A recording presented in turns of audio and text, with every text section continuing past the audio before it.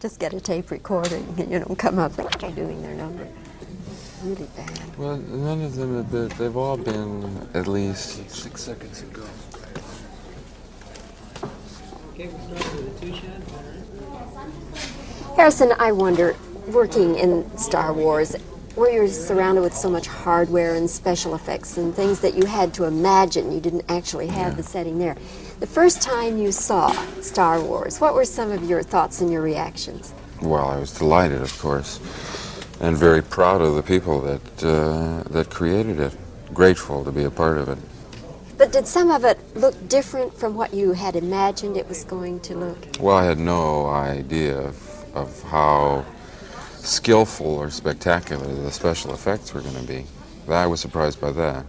But I knew pretty much what the rest of it was going to be like. Yeah. Did any particular thing grab you as far as the special effects and where you just thought, wow, I didn't know it was going to be like that? Well, that opening shot is a stroke of genius. I don't want to describe it for fear of ruining it for somebody else, but there is an opening special effects shot which most audiences applaud. It's almost the first shot of the picture, and that's very, very nice to see. Yes. You know that you have the audience from that point on. Yes.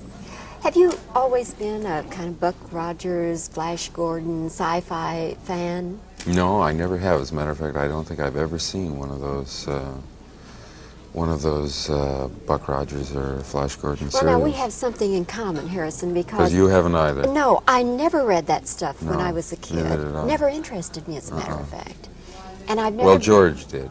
George, but this is George's movie, and George was able to write something which was accessible to my intelligence, so that I could come up with something that I'd never seen before. Well, that's what is interesting to me, is the fact that people like you and me and others that I've talked with who say, well, I don't like sci-fi, I don't like that sort of thing. But I like wow, this. I love Star Wars. Yeah. Why do we like this? Well, it's a fantasy. It's not science fiction so much as it is space fantasy. And it's about people. It's about, it's finally about people and not finally about science. So the energy of the movie goes towards exploring these human relationships, and I think that's what makes it so accessible to people. When you were making the film, I'm thinking of specifically the robots, for instance. Did they have problems with those because there were people inside them? There were sometimes people inside, and sometimes, excuse me, sometimes they were all mechanical. There were about 4 or 5 different versions of R2-D2, the small robot, and I think only one of them was used with a person inside of it. But they have, of course, inevitable problems with that much technology.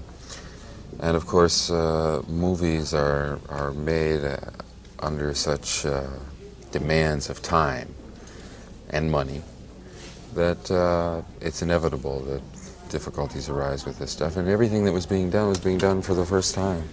So there were a lot of problems technically to deal with. Did this make for a tenseness? No. No? No, I think it just created a well of energy to deal with it. Yeah. There was a lot of energy. Harrison, are you beginning to see the effects of Star Wars on your personal life and your career? Maybe things that haven't been happening up till now for you? Well, everyone has respect for success, and this film is certainly a success. And it has produced the inevitable change for me, yeah. In what way? Well, there are a lot more scripts for me to read, and a lot more people interested in using my services, much to my delight. What about recognition? Do you, when you go out in public, are you beginning now to be people running up to you and want to talk about it? Well, you know, I saw the film with an audience for the first time about 3 days ago. Sat next to 2 people who were sitting through the film for the second time. And they engaged me in a conversation about the film, telling me how much they enjoyed it and what it was all about. And I asked them a few questions about specifics of why they enjoyed it so much. After the film was over, they asked me why I had left during the middle of it if I didn't like the movie. And They didn't recognize me at all. No. Really? No. I've never been recognized.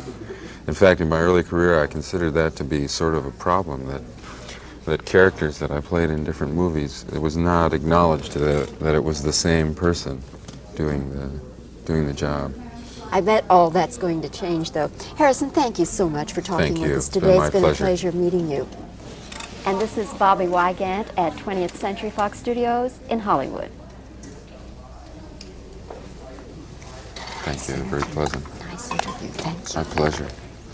I really could identify with you on the, the fact that I went to it knowing this wasn't my kind of film.